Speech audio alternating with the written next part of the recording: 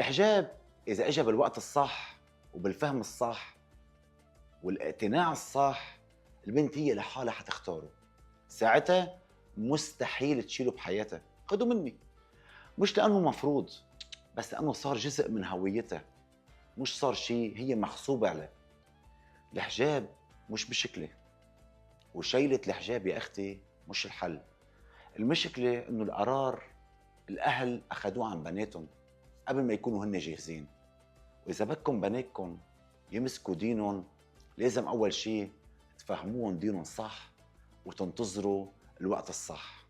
بالنهاية الحجاب فرض، فرض من ربنا وستر، وربنا ما شرع شيء بالحياة إلا وفي مصلحة لإلنا.